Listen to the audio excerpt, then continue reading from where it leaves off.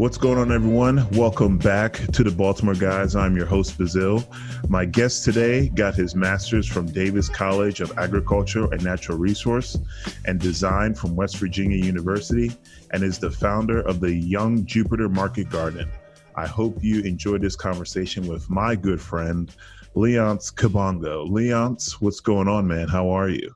Greetings, my dear one. Greetings. I'm doing great, brother, man. I'm doing good. Yes, thank you so much for having me in this podcast, and thank you so much for catching up.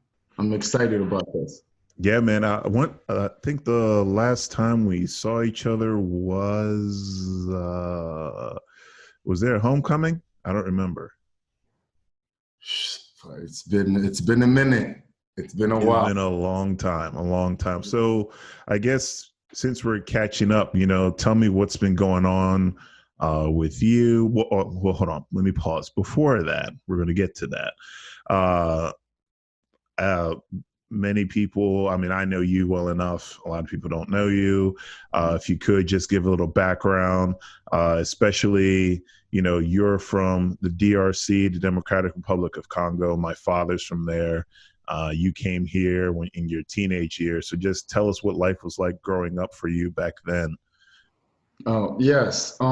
Thank you for asking. So growing up in the Democratic Republic of Congo was kind of a school of hard knocks.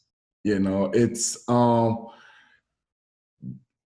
got you ready to face whatever life will toss in your footsteps.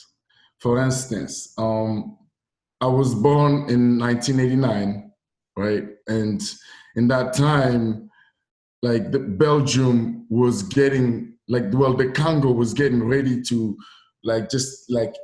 getting away from ties that Belgium, our colonizer, had over us. So those were really harsh time, and we didn't know how to run a big country such as the Congo, but we wanted to be free. We had the idea of being free, and I experienced three different government regime from 1989 until 2004.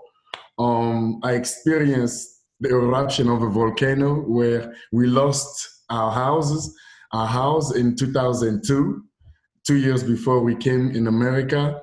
It was one of the biggest explosions too, right?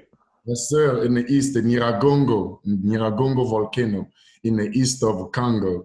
My parents, I grew up in a family where, school, education, and just that feeling of there's got to be something more, and there's got to be a grandiose plan for each of us here on earth. We are called for something, whatever it may be. And so this journey is figuring out what that is. So, and growing up, facing all those different adversities and challenges just had me trained and ready to just, there's no other way than to just go forward. Yes, you will stop, pause, rest, and of course it will look as a failure, of course, but it's not, it's just life. It's a cycle of life. So yes, that's basically in a nutshell what growing up in the Congo was like. It's, it's a roller coaster ride. So what was it like for you when you got to the States and seeing that cultural difference between Africa and America? I always enjoy relating the fact that, we arrive in the 4th of July, hot summer day, in Africa, showing skin, in the Congo, showing too much skin is it's one of those, what's going on, people judge you for that. Everyone, everyone cover up, dress up. So on the 4th of July, of course, we landed in New York. You will imagine that people were, showing a lot of skin, being so proud. I never seen the level of pride, like showing like that, of a country of people. And that was a shock. That was like, wow, it makes sense why these people really love the country. But what is this proud? How did this get sold and engraved, like put in people's brain? But that was, the shock part. One of the shock part. It was, so the food, oh God. I try to eat McDonald's. I mean, you come to America, all you eat, you have to have a McDouble, a cheeseburger with some French fries from McDonald's. You have to try it. I had a double quarter pounder. I remember that like it was yesterday. And I tell you, never more. It's over. Never more. Not again. No, it ran through my body like nobody's business. And I said, me and McDonald are now friends. That was it, So, and then the cultural shock. The fact that the United States is a multi-part, it brings a lot of culture. It has a lot of culture to it. But there is one culture which is dominating. But in the midst of all these cultures, the Caucasian Anglo-Saxon race, which is dominating and leading the course, and like establishing all the rules and how things should go and how people should oblige to, rules and regulation. That was kind of confusing to me, and it took me time to get accommodated to that feeling of, yes, I can be anything I want to be, but I'm limited. So what to do in the realm of how much can I accomplish, or how much can I learn, or how far can I go with what's given to me, and throughout these years, so for 17 years, that's what I've been trying to answer these questions, like what are my limitations and how far can I push my bubble to get where I need to go? So, I turned those limitations, those challenges, those cultural shocks, those emotional traumatic experience into just flat out wealth, So, it's been a real fun ride. So far, so good. So speaking on that, so we went to Shepherd. We're teammates. I graduated before you. You went to, then you got your degree there in economics. Mm-hmm. And then from there, when was the idea that transpired as far as like formulating, I want to do farming or urban farming, or learning how to start a farm? Yeah. Okay. So me and farming have started since I was about 5-year-old. I used just part of my resilience, like being resilient, was always to keep myself busy. As a kid, when I was seven, my mother gave me and my older brother a rooster and a chicken. So we both had a rooster and a chicken. After a week, my older brother's rooster and chicken passed away because he didn't take care of them. He didn't feed them. He didn't take them out. He didn't show them love. But mine kept thriving from when I was 7 until we left the Congo when I was 14. We ate the descendant of the descendant of the descendant of those chicken, right? I had a garden when I was in the Congo. I had a small garden.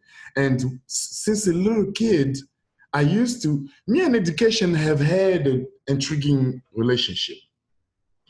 I was not one of those who were called scholar as a kid. I was more of an outdoorish person, I would go to school with fruits and vegetables in my backpack instead of notebook, right? And my teacher always got to me about doing my homework or getting, getting work done. I was more preoccupied on creating relationships, marketing my product, and selling my product. Okay, so I've So gotten you were already a young entrepreneur before the word became famous, you know. before even like before being entrepreneur, before me knowing what I was doing. Yes, I was an entrepreneur. So like from there, when I came in America, I lost sense of that route of just what I loved, and because of everything changed, everything was new. I had to learn the language. I had to weave myself in a culture, a new culture. I had to understand what do this culture like. And then I saw that, farming is not one of them. Even though it's a high uh, consuming culture, the production of food is made by agglomeration, big corporation, and so making small farmers had to, just like go through hoops and holler to just make ends meet. And I told myself, nah, that I'm not ready for that kind of struggle. And I saw, and the first thing I saw was Brett Favre, in 2004 doing magic in the football field. I was like, I want to play that sport. I want to catch that guy. Why is he running like that? Can somebody get him? And it intrigued me. And so I lost my dream. No, I derailed. I didn't lose it. I just paused. That since I was learning, I was new, I was fresh, and I didn't know. I thought that where I was, the culture that just welcomed me knew best, right? Every time you go somewhere, you have to, for me to be where I am today, I had to put aside my own belief, understanding, and original belief and understanding of what was my foundation to understand the American culture. And the main question is, what is the American culture? Is there one culture? It's not one culture. So that was a lot, and in the midst of that, you get lost. Were you trying to do that to fit in mostly, or was it along the lines of just trying to take everything in and seeing which path is best for you? It was more, at first, it was to fit in. Because, being in a place where no one understands you, hear you, and you can hear them too, it really is that's a lonely place. So, but over time, it became more of like, okay, if I fit in or not, there's no way I can please everyone. There's no way I'll be able to please people, to make myself into someone everyone wants to be. There's just no way. I gotta be myself. So my growth led me to realize that I needed to do and be best for me. And playing football in high school, and then go get a scholarship to go a shepherd playing football there. The ups and downs of playing football in West Virginia. It's just, and then the atmosphere, the environment that Shepherd University give you. When you go to those windy road of West Virginia, and then you see the cows, when you leave from Maryland. Or deer. Deer just comes out of nowhere and you blast your car. A lot of time that happened with Kane and I were in the car. Jesus Christ. But, the feeling of like seeing those nature, green pasture brought back the feeling of agriculture again. As I was feeling that, maybe football is not, this is not my calling. This is definitely not my calling, and by my senior year, it just made more sense. to go back into and go and volunteer and to do an internship at the Butler's Farmers Market. It's in they were the best farmer in 2013 in West Virginia, voted best farmer. They have orchard, they have vegetables, and they have livestock production, and they even have a farmers market in their property. So they're kind of diversified in their production system. So I learned how to, right after college, I just gave up on everything again. I just pressed the reset button. I said, okay, I got to go back to my roots. And I know my roots. My roots is land. My roots is appreciating just, like anything that comes from either like anything that is grown organically, anything that is raised organically, anything that is just fresh, right there, accessible. And I mean, food is everything, so I wanted to better understand how come a country such as the United States has been able to produce so much food, but there are some places where people are still starving. There are some places where people are malnourished. I had questions. I'm like, how do you have a place where there's both starvation and malnutrition? Right. And abundance is excess food, and then there's people who can't get any food. How does that work? Right? So that just like blew my mind. I saw endless source of just like, wow, there's so much to do, right? Like, so what's the center of this issue? What's going on? And the best way to answer that question is just to go and see for yourself. So I went to the Butler's Farmers Market in Martinsburg, West Virginia, and I worked there for a year and a half, where I lived with migrant workers. So it was an internship. So right after college, I went there, and apparently they even came to football games before, and they saw me play. Right? So they were like, Leons, man, like, what happened to you? We thought you were gonna go far, and why you want to come and work on a farm? I'm like, yeah, that's my calling, And the main also reason why agriculture is a big thing to me is relating to those two big issues. A place where there is so much, but you also still find malnutrition and lack of food. When we're talking about the Congo, going back to the roots, the Congo is rich. The soil is rich, right? I mean, there's only 2 seasons. That means you can produce and produce and produce, like, more than what you produce here.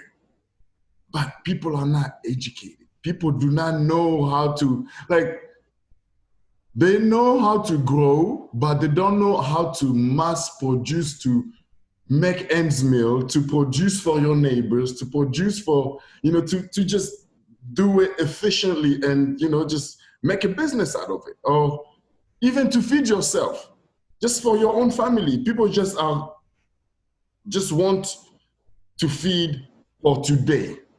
They don't think about feeding for tomorrow. And then you see those issues also people living in West Virginia. It's the same characteristics or behaviors. They just, let me eat today, and about tomorrow, it's gonna be okay. So you see, with that, you have rural areas, you have places where there's food desert, because people don't care like that. So when people don't care, investors also won't care to put a Walmart there.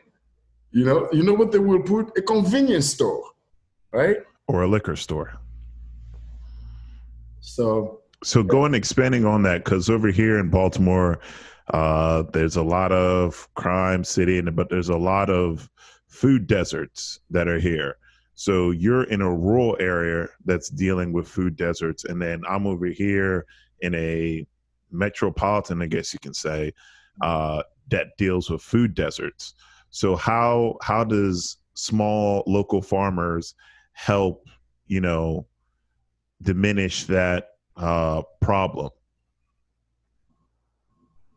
So knowing that the reason why we are where we are when it comes to uh,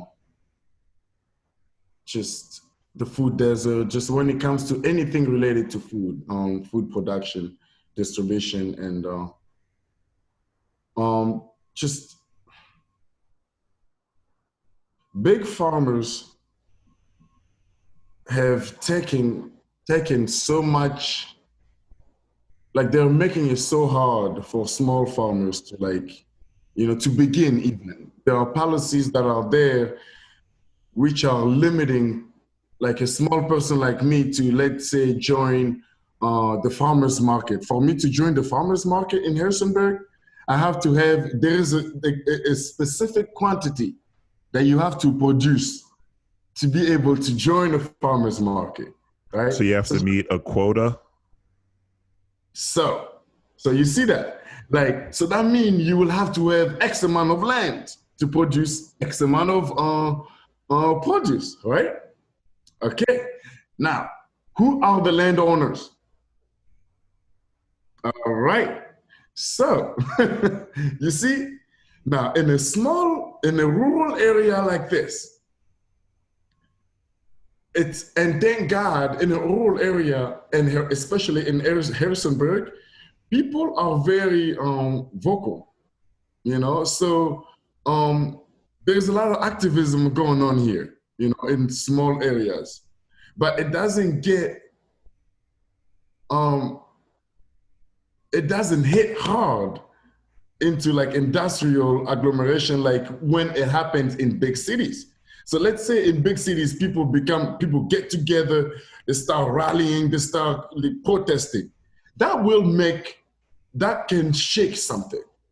You know, the reason why there is a disconnect is because there is a lot of grassroots happening in rural areas, and there's a big disconnect in urban area, making it hard to to combine our forces and our strength. You know, so once if it's just educating, I think, and it's things like this, you know, like podcasts like this, where you know someone in the city relating to someone in a rural area to better understand like what is really going on there, you know, and farmers like the a small farmer like here in a rural area, you don't farmers should just focus on producing for their communities. And only that way you will limit, um, you will decrease the level of like, you know, trying to produce stuff and harvest stuff earlier. And then, you know, and then it takes travel time to get to where it needs to get. And then that will decrease. Like you imagine they harvest an apple before it's even ripe, and then they have to let it travel for miles and miles, and then it ripe in the containers. And then how you wonder, if you wonder why we're sick, there's one answer right there, you know. So if we focus, if we encourage people to focus, if we advocate on focusing on producing more small farmers, that will actually benefit our country, the country as a whole, you know, because more people will have access to food. And the more people have access to food, more people are healthier. And the more people are healthier, the more people can work. The more people can work, you know, the more it's just a thriving The economy. better the economy. It's a thriving economy. So the question is, Are these people want a thriving economy? That's the question, you know? So it's just like, do we want a thriving economy? Is that really what we want? Because we have answers, you know? We have answers to everything. For a young guy, having your own farm, how would you motivate somebody younger into wanting to start a farm of their own, or why they should do it? Because in the time we're in, it's about getting money and getting that money quick. Whereas if you're trying to build a farm, that does take a long time. It's a lot of work. I think one time you were telling me you got up at 2:30 in the morning during the winter to do something. I don't know if it was to catch a coyote that was in your farm. I forget what it was, but how do you motivate somebody who's young and try and tell them, like, look, I mean, farming is a business. I mean, just look at the big corporations. How do you motivate somebody young to get into something like that? So, I love this culture because this culture catch on trends, right? Like, what's the big next thing? What's the coolest thing to do? And young people like cool things, right? So the way, what I focused on, what I learned in West Virginia at WVU, getting my master was, of course it's hard since we have more older farmers, and then all that land is going to go, if we don't find or train or educate or empower more young people right now, all that land is going to go to the government, and then the government is going to turn it into housing. So the best way to motivate a young person to become a farmer is to increase the value, the image of that, whatever it may be. And in our case, it's agriculture. So there's this, it's called agritourism. I'm sure you heard of it. So what agritourism is basically, for me, I put my personality, what I love to see, what I like to do, into the mix of gardening. So let's say in a gardening setting, as a Congolese person, and a workout junkie, and a musical person. I love to drum, I love to play music, I love to dance, I love to, so in my garden there's gonna be dancing up, obligatorily dancing every 30 minutes. You have to take a break. And then everybody just break it down, like break it loose, like, like make that thing, don't make it, it's not farming anymore. It's a lifestyle. Like, you saw me playing football, you saw me in the practice field, like, hey, like, I'm gonna do this, I'm gonna make the best out of it, I'm gonna dance it up, and you're just creating partial enterprise into the overall agricultural, like, production business. All right. Add on to it to make it more fun, interesting, so you can welcome people. For instance, like in my garden, when everything comes out, I'm gonna have a three table, two tops, $50 a chair, literally, for people to come, to travel, to come and have an experience in the country, to sit down. My mom will be over there cooking, Congolese food, like grilling right there fresh, harvest the thing right there. You go and harvest what you want. She makes it for you, like just stuff like that. And different things where, like, creating co-ops. There are many artists, there are many people, young people out there that need land to do whatever they need to do to put their dream in those land, right? So, okay, I am advocating for minority, immigrants, and anyone, marginalized people, black and brown, even white, that need land, and you ought to have, like, an entrepreneurial drive to receive these lands, because these farmers are giving these lands away.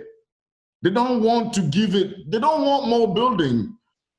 you know, because they kept the farm, the land as farming purposes. So the best way to do that is to get young people, to show them, to teach them, to give them that taste of like, look, this is a lucrative, this is the best, this is the next new thing. This hemp is being legalized.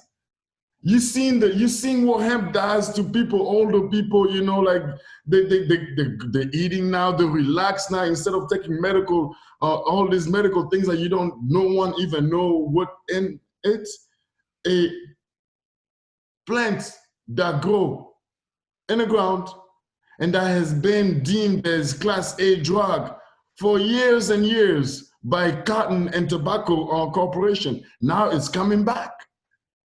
You know, there's many things that are coming back to us, and it's just increasing that. You're not selling it, you know, and showing that, like, look, you're working for yourself, you're setting your own hours, you are feeding yourself, you're feeding your community, you're making a buck, and then you are opening your home, you know.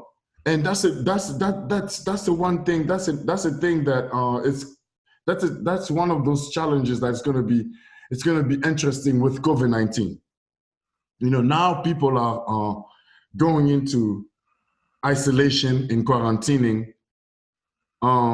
These are going to be, and it's a new type of challenge now that we're going to face, trying to incorporate agritourism in COVID-19. Yeah, I was going to get into that because I wanted to know, with all these factories and stuff shutting down, and articles, farmers having to burn crops and all this nonsense, and it's like, wait a minute, like we need this stuff, and on all these reports that are out and all the news media, no one is teaching you how to improve your immune system and what is needed to improve that immune system. So could you go into the benefits as far as not only just local farmers, but harvesting from actual farms where I'm assuming there's some pesticides and stuff you have to deal with, but just the benefits of having real food as opposed to this manufactured food that has weakened people's immune systems. Like you said, McDonald's, that quarter pounder that goes right through you. It's probably terrible for you. The cheese doesn't melt, everything. Mm-hmm. So the benefit of going, like, let's go back, let's go to farmers just dumping things, man. That's just like when I see in Iowa, all those potato pile, man, I was just like, wow. So mass production again. You see, if you had Leons, you have Leons with half an acre, and then Leons, and then my neighbor, let's say I'm just producing one crop, okay? There's many crops, and there's many regions. I'm producing that one crop, and I master that crop in an acre. So I'm maximizing profit of like a square inch with one crop. Not like a crop like corn that will like suck all the energy out of land. But there are, you know, you still do need corn. You do not need corn in like mass and mass. So the thing also, big farmers produce to feed dairy livestock. Okay. And that's why they have so many lands. They have feeds, they have hay for the livestock. They have corn to feed the livestock. And then that's why they're more funded. That's why they're more, because Americans like the beef, you know, and it's all the meat, you know. So vegetables is like vegetable grower where you can actually have a vegetable like a mushroom, for instance. A mushroom can be eaten like a meat. You can supplement meat, mushroom for meat. You know, shiitake mushrooms, man, you cook it real nice. Man, you might think you're eating some nice meat, you know? So that right there, that's a culture. That for instance, mushroom, having farmers specialize on like production, small production, and having a lot of them. And then that create also a pool of like farmers that communicate, that talk to one another. It's a healthy competition because let's say you have 2 or 3 crops, that person will not have your crop. So you exchange or you buy from one another, you know, and that also increase relationships among farmers, not competition, you know. I mean, it's a healthy competition. So that's why like big farmers, it's so important for us to build, to generate more young farmers, because for the health reasons, you know, it's healthier to have something fresh right there ready for you, or you know your local farmer, and through CSA, you know, community supported agriculture, you create a way where at the beginning of the season, a person will like give you, let's say, $430 for you, the farmer, to continue to drop weekly a box of vegetables, you know, different 5 to 6 variety of different vegetables. So that means that farmer will focus on only 5 to 6 vegetables. And let's say you have an acre of land, you know, you can definitely make a bank like that, but people have to invest on you. And that's the problem.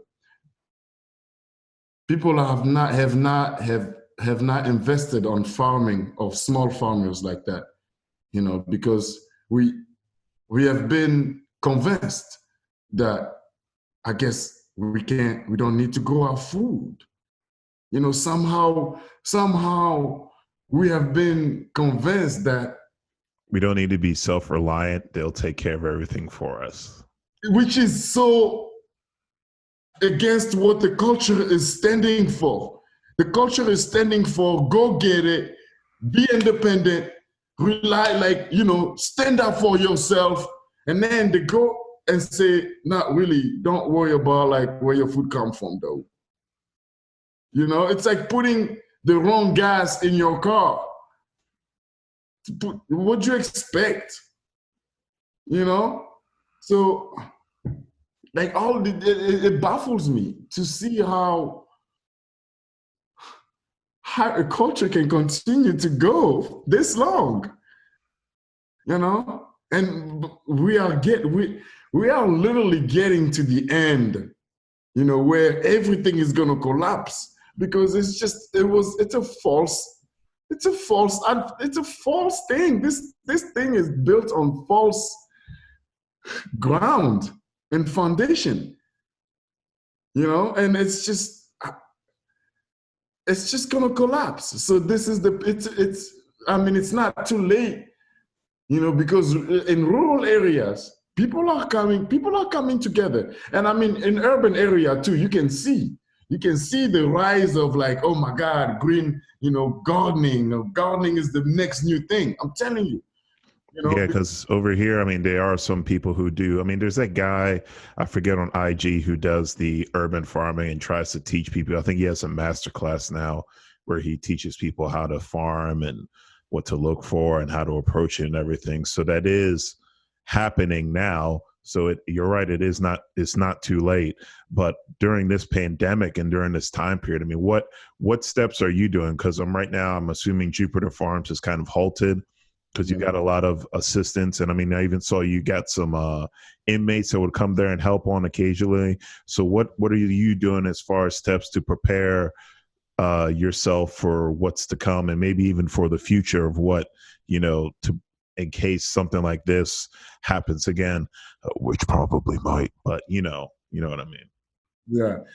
So with all the pandemic, I lost all my volunteers. I banked on human capital. You know, it's not about like, to me, it's about just being able to share this love of finding freedom, being outdoor, grounding yourself, and then investing. It's a short investment where you can see you can see what's come back to you, and it's a short investment. And I started the Young Jupiter Market Garden with a focus on welcoming people into the garden and help them, like make them increase the value of the garden by having them volunteer. And with all this happening, I haven't had any volunteers, So the program with the incarcerated work, it's an incarcerated work program where people who have been incarcerated for non-violent crime and for over 25 years and plus for non-violent crime, basically selling drugs, weed, marijuana, 25 years and plus. 6 months before they get released, they send them, those are the ones that are trustees. And those are the ones that go and you see them, it's actually, it's supposed to be the reinstating program that they get into so they can get to learn how like communities are. And so you know what our jail system do? They make them go and clean up debris from trucks and highway as the way to be reinstated in a community. You putting people on highways. Okay, so I decided that, look, why don't you put them in communities? That makes sense. I mean, they will see a dog barking, they will see bus, going by, and they will see the new trends of how people wear, dress, and talk. They will hear that. And, but anyway, going back to my volunteer needs and how COVID-19 have affected me. So I lost all those. I lost all that, all those human capital, all those individuals that were helping me. And so now it's a challenge. It's a challenge for a lot of farmers. And I don't even want to know how big farmers are dealing with this right now, because if it's a challenge for me, where, I mean, at least you can still, I was able to hire another garden helper from a donor that gave us some funds last week, because I just couldn't do it myself, But yeah, it's just, no one knows. It's one of those questions where it's, we're just rolling with the punches. We're just going with, you go with it. And especially for being a farmer, there is no end looking at how the environment is changing on us. Like last week, let me tell you something. Last week, I look at my weather, the weather app. It didn't say anything about rain every day, but every time I was outside, I would see drizzling. It was raining. And over here, it said it's going to be 60 degrees. And it'd be freaking 50 degrees. There's a chance of snow. It's like, come on, man. What's going on? Yo, last week, I lost $218 worth of crops that I thought, I mean, it's May, bro. Like, what, man? Let's go. That frost came. I just killed everything. So you see, it's just it's just rolling with the punches, It's like and that's why I am grateful also for, like, the foundation that I've had being from the Congo, or like, being a shepherd, or in high school, or any time. Like, I lost it. Well, okay. But that's there's so many, all these different challenges. There's environmental challenges that have effects into it. There is Mother Nature there is these diseases that are coming out of the wazoo, you know, again. I mean, how do you cannot grab like asking me how do I like maneuver myself to it. I can't, because it's like I'm in a pool. It's a pool of like I'm in a winded, you know, like You're in a tunnel. You're just trying to grab onto something. something, right? So, and that's the challenge. And sometimes you see, you know, something catch. You know, like for instance, I have 4 rows of onion and garlic that are thriving. They're resilient. I was like, oh, at least I got onions though. So, you know, that's a commodity too. So a small farmer, like educating farmers on like plant things that will bring cash. Like garlic, everyone loves garlic. Onions, the white and the sweet white and the red one, that right there, you're good. You plant yourself a couple rows of onions, you will have a market. You will have a restaurant somewhere out there that will want your onion, you know? And I mean, yeah. And then you turn it into, you just, now with COVID-19, Well, so that's what I want to ask you, is just, you know, it's not something we can't pretend it's if it didn't happen, because it's happening now. But along with Jupiter Garden and just in general, as far as farming, how far, or not how far, but where do you want to take this moving forward? Is this something where you want to expand this domestically and internationally, maybe take it back to Congo and educate people on how to farm so they can start doing that on their own? Or, you know, are you going to be, in the farming business and, you know, trying to educate young entrepreneurs here on how to start their own local farm to help feed their communities? Yes, it's yes to all of that. So how am I going to do that? So first, my intention is to, like you say, you got someone over there that is teaching on classes. I will start, if COVID-19 came to change, like I had bigger plans this year, man.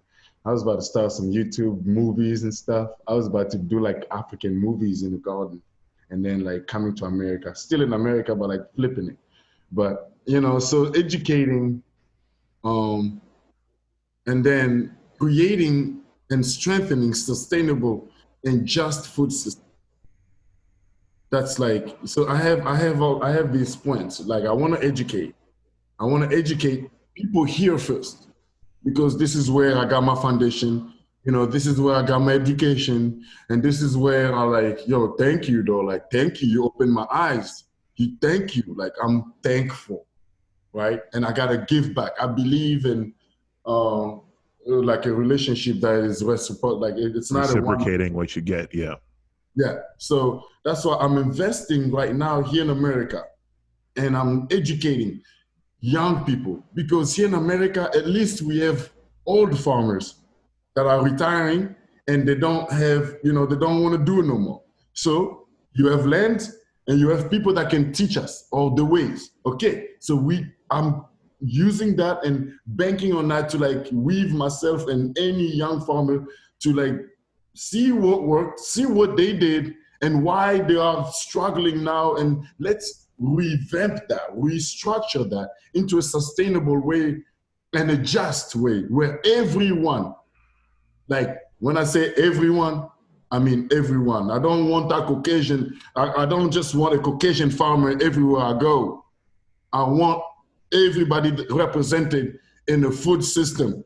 So that's the just part, you know? And like now, I don't know if you saw, so I was elected. I started this new gig. It's with the National Young Farmer Coalition. It's basically a nonprofit that just the agrarian steward, you know, and they do a lot of policy. They go to DC, and we do a lot of advocacy. So I represent. So I'm the Southeast policy representative. So the entire Southeast. I speak for all those young farmers. So what I want to do with them is reshape all the agricultural, like the ways where landowners should only be a specific race, or and like the limitation put regulation and limitation put on our small farmers they can't, so that they can compete, they have to be chopped, and the thing also is understanding that this nation is great. This nation, literally, all our excess, anything that we don't need, it goes to developing country. Like developing countries get our trash. The America produce so much, right, that it's able to send out food. And that's why it's a powerful country, But now, do we really need to send people deadly food? No. Okay? So reshaping, like it's like when you want to train, I know I have weird analogies sometimes when it comes to like this topic, but this is one of them. If you want to get a hold of a snake, sometimes you're gonna get them from the tail. No, but if you really want to neutralize a snake, you have to poke it in the eye. So you have to get close to them. So this is where the snake eye is. This is it. If America learn how to do it right, the whole world will follow. You see, the whole world will follow. So you start here. You start training people here. And then, of course, I'm going back to the Congo. Of course. I was already going back this year. COVID-19 stopped me. This was going to be my first time in 17 years, man. But so my intention is, in 3 to 5 years, infuse myself into the government, and get me not even, just with the National Young Farmer Coalition, they need an international policy advocate. Guess who that's going to be? Speak 5 languages, maybe? Yes. Qualify in agriculture? Yes. So you see, I already have a way in, right? And then using that and growing with those, so it's building, I'm a team player, love being in team setting, so creating partnerships, and network that address systemic inequality in our society, such as the National Young Farmer Coalition, people like network like that.